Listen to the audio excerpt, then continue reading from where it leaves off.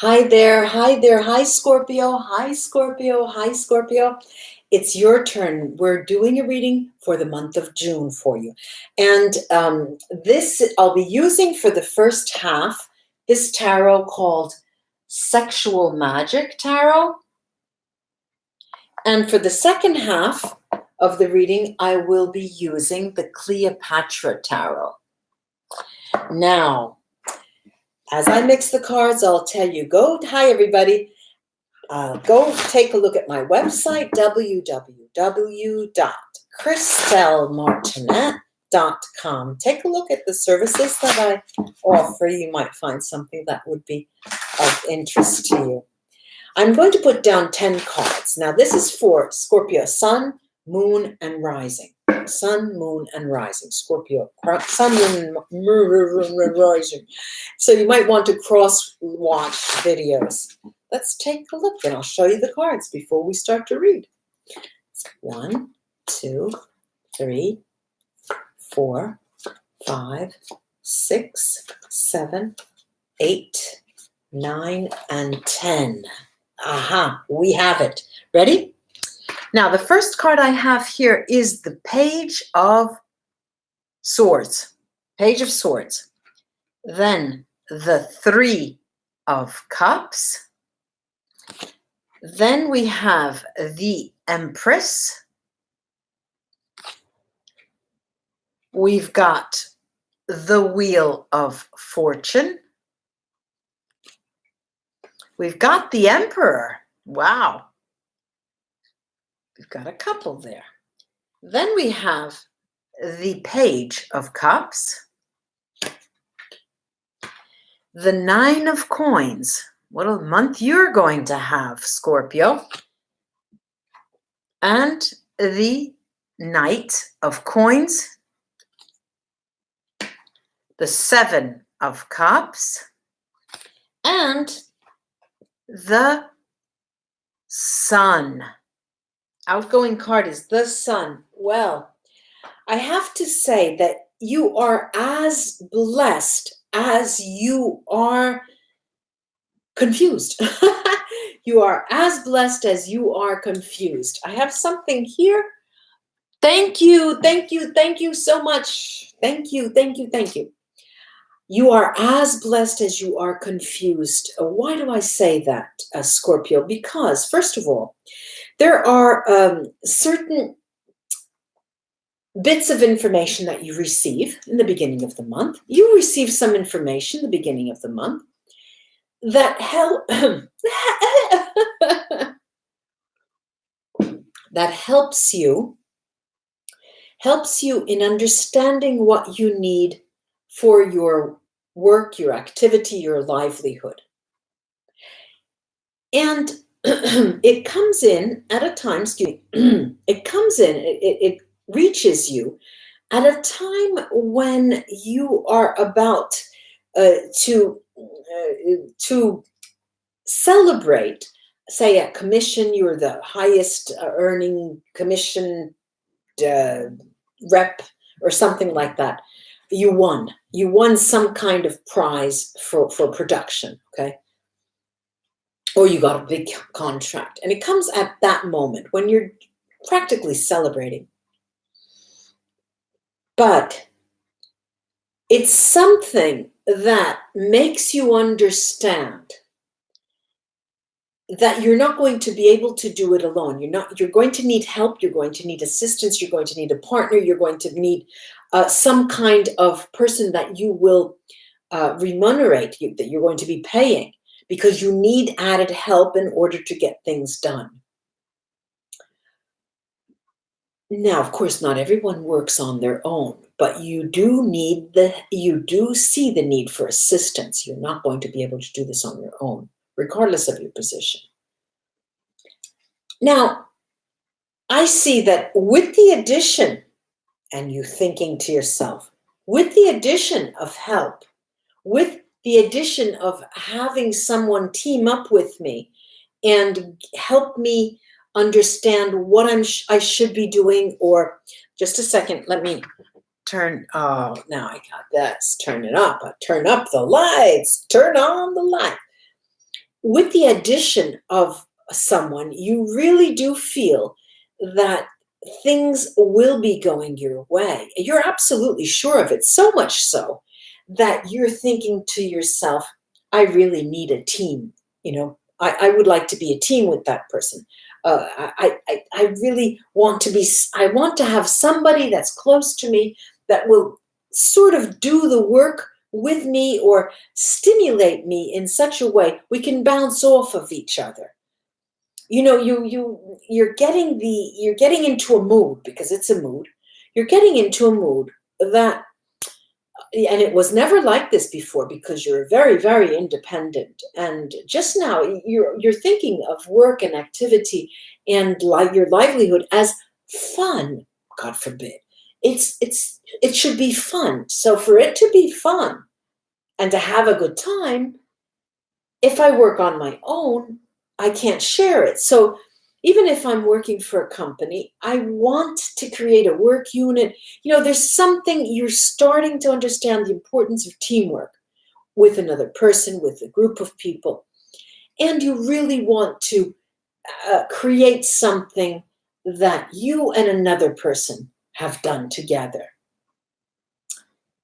Yes, that's fine. And you do that, you're thinking about this all the time, and you're planning it. But what happens?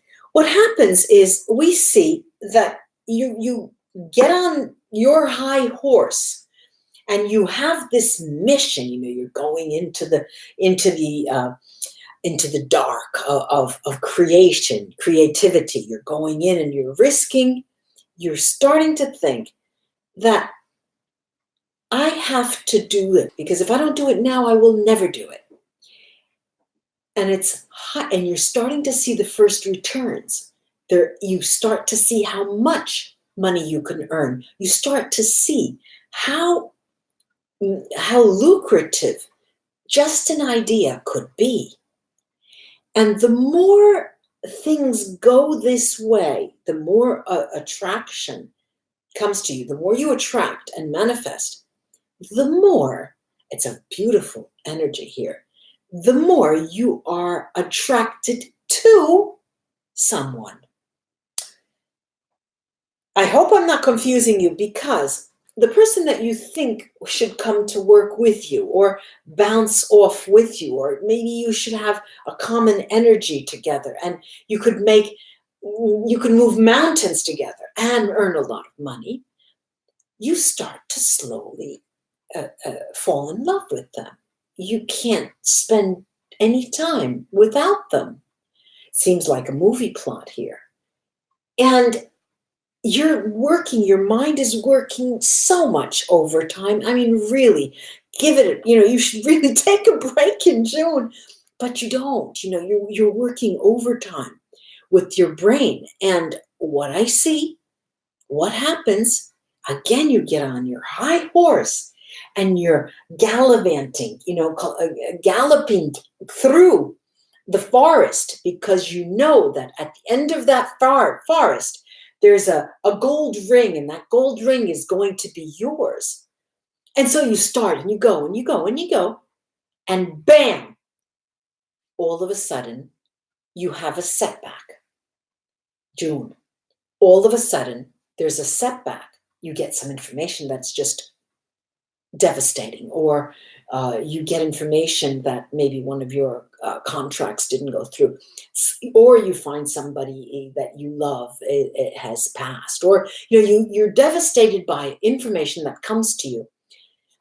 But the devastation is also, it has two different forms. Okay, there are those Scorpios who are completely devastated because of something that happened. They didn't imagine it in their wildest dreams, and it takes them by surprise. And there are those who are any little thing. It doesn't have to be any major occurrence, but they all of a sudden, towards the end of the month of June, Scorpio, you completely, you fall into it's as if you're falling under a spell of confusion. You feel confused. as if, this is a trend that I've seen in other signs as well. You go, and then you stop in your tracks and you look and you think, am I doing the right thing? And in this position here, Scorpio, what I'm seeing for you is that you will want to go and have a lot of different medical tests, blood tests, every kind of test that, so you start thinking, am I still here? Am I okay? Am I, is my heart still beating, And you want to go just like a car, be going for maintenance, and you want to make sure everything's okay. Because then you understand a major fundamental truth, Scorpio, by the end of June. It's all about love, isn't it? Why am I concentrating on money? And then you think and you're trying to put the dots together. And you realize that that's right, it is all about love. I just give it the name of money, that's all. And it's so cute because that becomes your language of love. And you understand this immense truth for you, that money has a purpose, and money has the purpose because it's your language of love, and you want to give this. That is a gesture of grandeur, love, huge, huge for you. And so you come of age in the month of June and start to understand something extremely important for you. It's really cute, really very, very interesting here this month of June. And of course, they play out the things that I said in different ways, and obviously. But I'm going to take 3 Sibilla here on the outcome here, the Sun card. And what do I get here? Look at this. I get viaggio, which is trip, it's movement. Then I get nemico, the male enemy. And then I get gelosia, jealousy. Now, this could be both a male enemy, female enemy, it doesn't matter, or it doesn't matter, male, female. But what I'm seeing is right at the end of the month, when you understand that it is all about love, everything that you do really is, but you give it a different name. You start to think, well, why am I giving it a different name? Is it because I'm afraid? Am I a little tiny bit afraid, a little bit too? And then you find yourself, as you're starting to understand and thinking, all of a sudden you start thinking about that person, that significant other for you, that person who you thought that wasn't really a significant other, but then all of a sudden they are. And where are they now? Where could they be? I mean, they're not here. Where have they gone? Who are they with? And then the green-eyed monster comes, and ruins your days. So if we know this, let's, use this information and guard against that. So this is Moon, Sun, and Rising. Scorpio, Moon, Sun, and Rising. I'll pick these cards up, and now we'll go into the second half of the reading, which talks about each individual zodiac sign in relation to you in the month of June. So I'll give you, of course, these are all 12 zodiac signs. You may not have a person for every zodiac sign in your life. So you just look and listen to those that pertain to you. Let's start with Aries, Taurus, Gemini, Cancer, Leo, and Virgo, Libra, Scorpio, if you or a fellow Scorpio, then Sagittarius, Capricorn, Aquarius, and Pisces. I think something has fallen. Yes. And the lady says, when something falls, you have to take it out. The Wheel of Fortune. Well, the Wheel of Fortune we shall put back, and we can understand that the Wheel of Fortune is turning in your direction, Scorpio. Let's take a look at Aries. Aries, potentially in your life, is the 7 of Swords. Now, how litigious, how they really are picking a fight with you.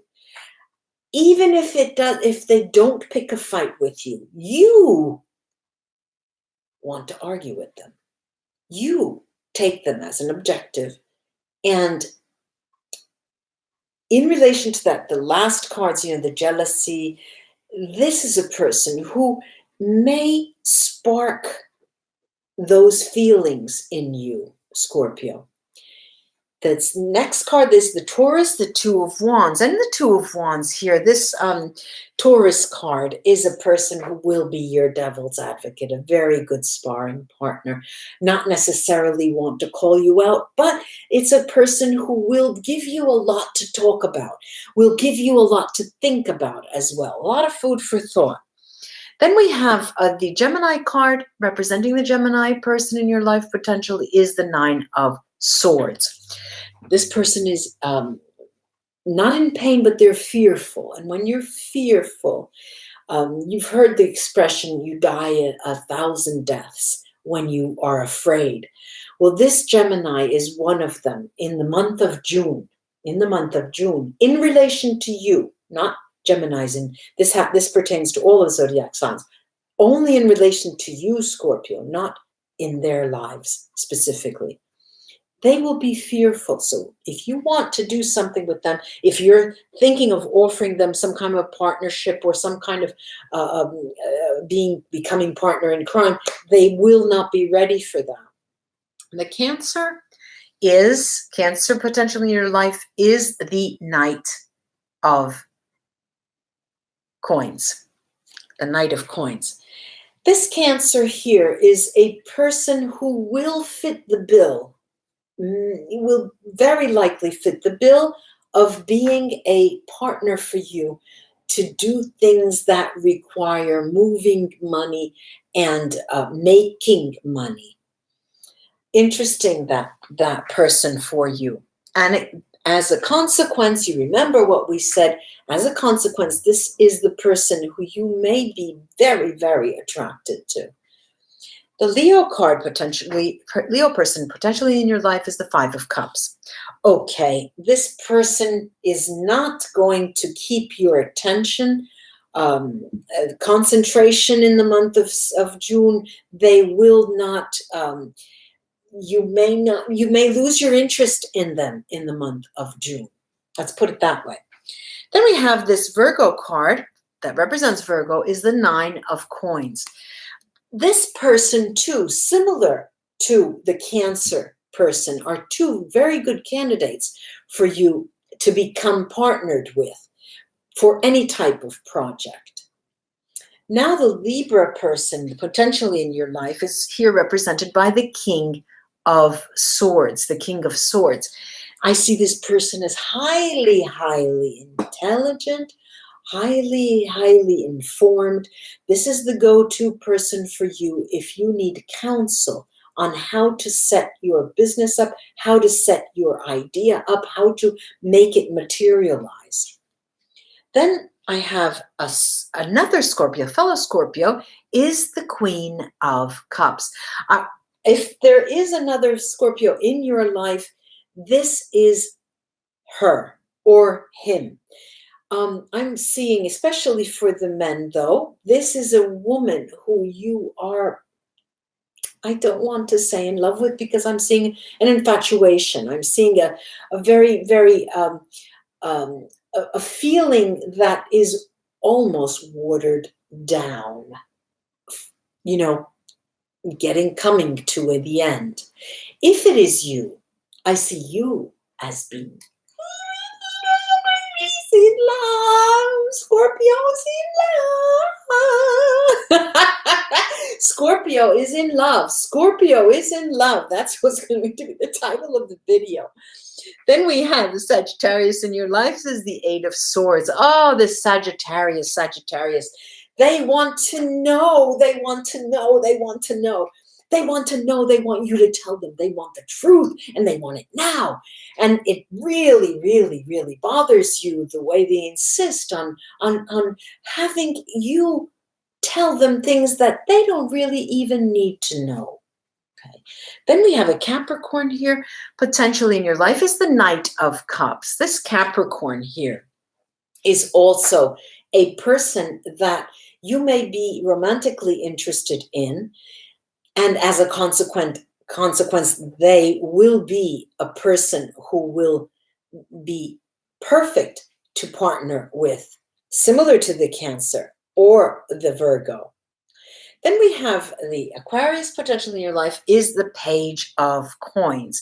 This is another very good candidate to be a partner in crime for you, because together you will be very, very successful.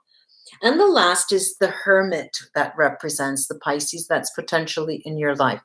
This Hermit here, this Pisces person that you may have in your life is the person who will do all of the analysis, charts, pie diagrams, statistics. They are the analytical people. They're the studious people. These are the persons who, this is the person who you can go to have them give you their professional opinion that's based on hard facts. I do hope this was of help to you, Scorpio friends. And subscribe to my channel if you haven't already. And like and share my videos. I would love that. Bye-bye, ladies and gentlemen. I'll be back with the new moon readings soon. Bye-bye.